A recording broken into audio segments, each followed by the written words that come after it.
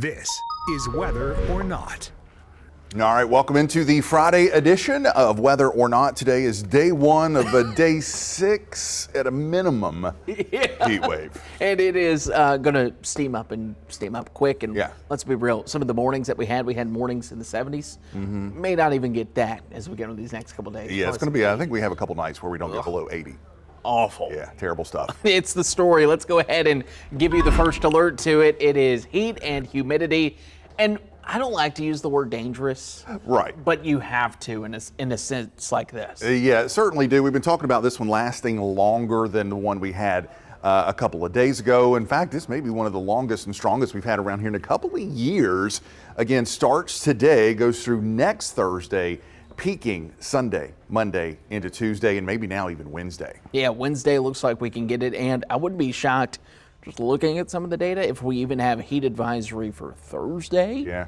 And then some relief coming in. We'll talk more about that. But let's talk about this heat wave because few, if any, cooling afternoon storms. Some models are keeping us dry all the way through Wednesday, looking at some of the latest data.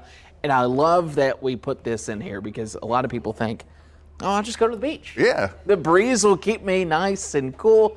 Not the case. Southwesterly wind sometimes could even be westerly over these next couple days. Could keep that sea breeze out over the ocean entirely. Yeah, we call it a pinned sea breeze, where it doesn't actually have the ability to move in and bring that nice breeze and some slightly cooler temperatures. Even if we do get a sea breeze, we're deep enough into the summer now where as the sea breeze blows on shore, it brings in even higher humidity. So while the actual temperatures may be a couple degrees cooler right along the Grand Strand, that higher humidity, it's going to make everybody feel absolutely miserable. And we have level 5 out of 5, extreme heat risk across our entire area. This is a product started coming out maybe 2 years ago? 2 years ago. Or so from the National Weather Service, and it helps to really identify areas where the heat could be an issue, especially to the population. And again, you can see all across our area that level 5, rare and or long duration extreme heat with little to no relief. And what I love about that map too is it is sensitive to the time of year you're in. Yeah. So you see a level 5 in July, August. Yeah, it's going to be hot and humid. All right, let's talk about temperatures first because, there's no sleeper here too. Yeah. Mid-90s for the beaches. That's hard to do. Yeah. Penn Sea Breeze is a result why. Saturday, the best day if you want it. Right, yeah, 99 on average inland. I do think we get a couple of spots that hit 100. Oof. And then once you hit inland Sunday, everybody pretty much is at or maybe even just above 100, 101 to potentially 102. Notice we tack on another degree or two across the beaches for Sunday. Yeah, and I think it's really important to note that heat index, there's a range there for a reason. Yeah. There's going to be some spots that might be just shy of 110 one afternoon. There's also going to be probably a couple spots that are a little bit higher than 112 each afternoon. Going to be one of those things where we'll watch it closely. It's not only Monday, though. It's Tuesday. Here's what's sad. Some of the kids going back to school next week.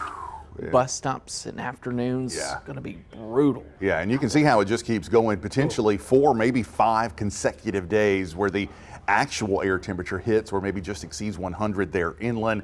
And again, while we're not quite as hot across the beaches, the higher humidity near the beach still going to push that heat index over 110. There's that heat index forecast, and that's kind of an average. Yeah. Again, 107 for Saturday, and then Sunday through Wednesday of next week, just broad brushing 110 plus. Yeah, and we'll see probably, like I said, 107, 106 even Thursday. But the worst of it, like we said, focused on Sunday, Wednesday. I think we are going to look ahead a little bit more toward Thursday. If not Thursday, some models say Friday. And it looks like we're going to have a front to our north. Don't think it'll fully make its way through here. But what it will do is bring in some scattered showers and storms that start to kind of get us back to a normal pattern. Yeah, and at least help to break the heat somewhat. We would love to see that front just kind of barrel on through, but we're in that time of the year where fronts that have any meaningful impact are few and far in between. But even a thunderstorm, I think by the time we get it next Thursday or Friday, a downpour or a storm will certainly be a welcome relief. And the source of this heat too, it's a high pressure system to our south. When I was looking at some of the analogs that basically look at historic, it is in the 99 percentile for this system. So it is strong. It's going to take something big like a cold front or some storms to kind of break the pattern. So let's have a little fun with this because hot take, shall we? Honestly, a heat wave is about as boring as a drought when it so comes bad. to forecasting.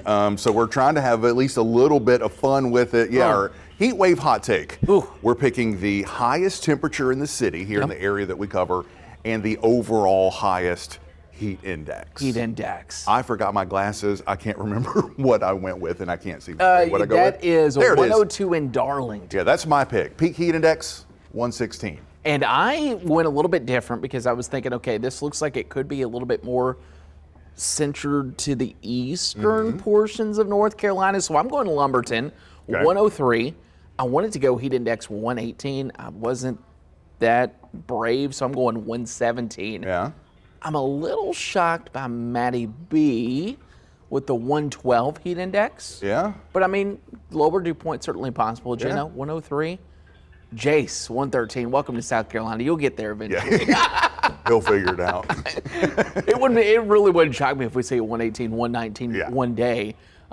We've had these in the past, so I like that for sure. Let's also talk too, because heat preps are big when we have these heat waves. Yeah, they certainly are, and this is certainly a heat wave you need to prepare for and get ready for, both in your home and your physical body dealing with that heat. Our Jenna Guzman gets ready for that upcoming heat. Summer may seem like it's coming to a close with school starting up soon, but our meteorologists have been warning you. Dangerous heat is expected to stay through the weekend and into early next week. But there are several ways you can prepare your home for the heat, starting with your outdoor plants. Make sure the irrigation system's working. If you don't have mulch around those plants, put mulch in. The mulch will help insulate the soil, helps it retain moisture, protects the roots from the heat. As far as the inside of your home, people are encouraged to cover their blinds and use fans if needed. Billy Webb with Coastal Air Plus says there's one easy task you can do in your home to help cool it down. It's the main thing a homeowner can do is make sure that they've got good airflow, make sure that that filter's changed. But as the temperatures skyrocket, what's being done to make sure people and animals are staying safe in the unbearable heat? News Directions, a shelter in Myrtle Beach, is taking measures to ensure those in need of a break from the heat have a cool place to stay. Kathy Jenkins, the CEO of New Directions, says it will be operating under a code blue during the heat wave this weekend. This means anybody can come in for protection from the heat. We have a walk-in center that is generally not open on the weekends, but we will be open during the afternoon for our walk-in center for anybody who needs to get out of the heat. On Saturday and Sunday, our women's shelter will be open to anybody who needs to get out of the heat, any female who needs to get out of the heat. All day Friday, we're going to start our code blue around 12 o'clock on Friday. Throughout the weekend, and we'll reevaluate on Monday morning. Jenkins says they also have 22 emergency overnight beds and will be ready to use if needed. And she says if they need to go over that number, they will. Also being looked out for during this heat are the animals at the Grand Strand Humane Society. Jess Winook with the Humane Society tells me what the shelter is doing to keep the animals safe. For us here, we're making sure that they always have access to cool, fresh water. We're making sure that our dogs are ideally not being walked long distances during the middle of the day. Our volunteers are just taking them up to the park more so that they can hang out in the shade. In Myrtle Beach, Jenna Guzman, WMBF News.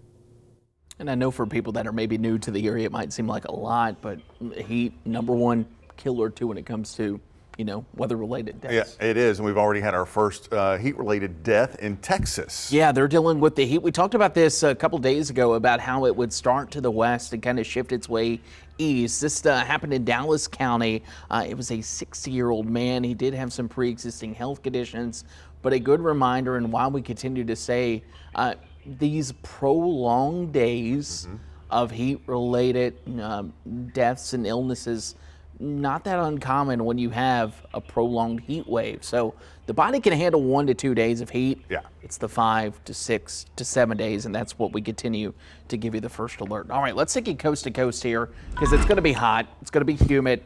Let's kind of break it down depending on where you're going to be for the weekend. And yeah, notice not many, if any, cooling storms here across the Carolinas. North Carolina probably going to get a couple heading into the day Saturday. Down across the Gulf Coast states where they have some more tropical moisture, yes, they will get some cooling showers and storms, but you can see the focus of that heat really starting to bubble up. Notice those pinks and purples showing up across the Carolinas. That is the beginning of our heat wave. Charlotte going to be hitting 100 for Saturday. They may have 5 consecutive days where the actual temperature there in Charlotte and Raleigh and Greensboro of temperatures at or above 100 degrees. The Northeast kind of escaping it for now. They'll have some clouds and a couple of showers around Saturday. Yeah, and they're going to be hoping for some showers. Temperatures going to be okay there thanks to some of the rain that moves in, especially across western PA, across Pittsburgh and Altoona State College. Your temperatures up there are going to be a little bit more limited and nice compared to what we're dealing with. 80 in State College, 86 in Buffalo. Still warm for New York, 87 there in Syracuse, and holding on to the mid-80s in Ohio. And how about 76 in Boston tomorrow? That certainly sounds nice. Into the Midwest we go. Typical kind of for this time of the year. Clusters of thunderstorms late at night in the morning hours across Missouri, Iowa, into parts of Illinois. Some additional storms fire in Indiana and Ohio heading into the afternoon. And with those storms around, you can see that little pocket of cool there from Iowa towards the Great Lakes. Yeah, looking at 100s once again as you work your way into Nebraska. And yeah, more of that heat that's going to continue. Let's take it to the southwest. Well, first and foremost, you'll have some showers and storms that begin to form as we head into Saturday afternoon. Most of those are going to be confined across the eastern portion there of Texas into Waco and Dallas. Pretty quiet and calm in Arizona, but it's still hot. It's that dry heat. 106 in Phoenix, 103 in Tucson. Yeah, 104, Lake Havasu City. The cool spot this time of the year out towards the west coast. Again, a couple of pop-up downpours over the high elevations of the Rockies from Colorado into parts of Wyoming, Idaho, up into Montana. And then just kind of some low clouds there from Seattle down into Portland. That tends to keep those temperatures much cooler.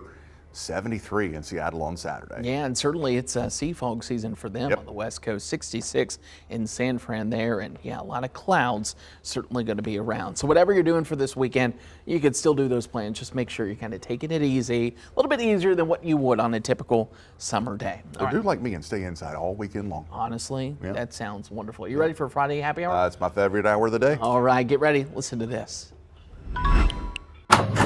Hello, sir. Hello. Hey, your DoorDash. Oh, thank you. Appreciate it. The driver didn't take care of a traffic ticket, so he's on his way to jail. We're taking you to New Mexico. This happened just yesterday. A police officer put the serve and protect and serve. Get this. So he delivered a man's DoorDash order after arresting the DoorDash driver during a traffic stop. So he takes one guy to jail, arrests him, and says, you know what? This guy still ordered, what is that, Chick-fil-A? That's service right there. I love a good little sense of humor. What would kind of a wicked sense of humor. I love What it. would you do? I mean, what are you going to do at that point? The cop shows up too. Right? Your food. I guess you're eating it, but still probably a little cold depending on how long that traffic stop was. All right, have you ever heard of a wiener drop? No.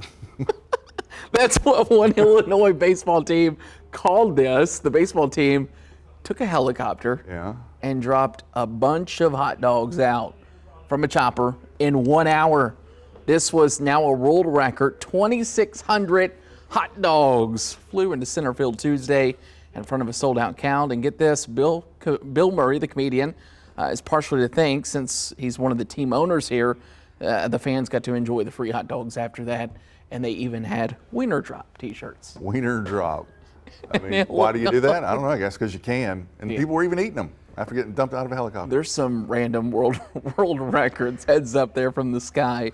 We could use some rain chances. Yeah. Just hot dogs. I know you're going to like this one. It is Friday. It's happy hour. Okay. Any plans for you? Really none. What about a charcuterie board? Yeah, anytime. National Wine and Cheese Day. Okay. Let me ask you this. When it comes to your wine and cheese pairing, I don't know enough. What do you prefer? I don't either. If I have to drink terrible. wine, I've got to drink a white because red gives me heartburn. Oh, really? Yeah. Is it the old age? It is. It is. Speaking of old age, oh gosh. If I'm having a cheese, if I'm browsing a charcuterie board, I'm going to always go for the blue. I love pungent, like kind of knock your throat back blue cheese. I like it on a charcuterie board, but I don't like the blue cheese crumbles like on a salad. Isn't that weird?